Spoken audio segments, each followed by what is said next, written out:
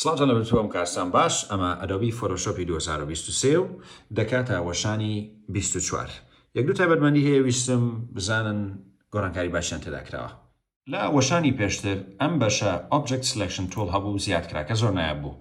بەڵام بۆ ئەم وەشانە شتێکی تازە و نایاب زیادکراوەویش بێگومان ئێستا تەنی زیاتر لەسەر وێنەکان دیاری دەکات.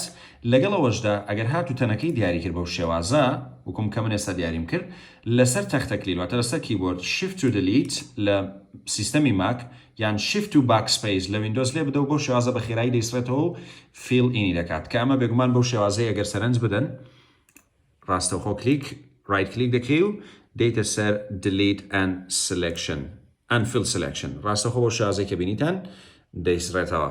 ئەمە تایبەتمەندێکیان.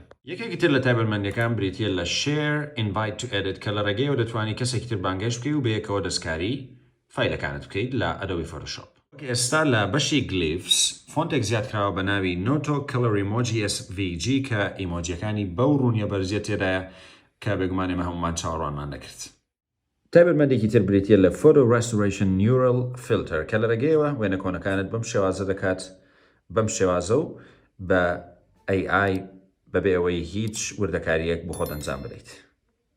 تا ڤیدیۆکی تر هەر شاد بن.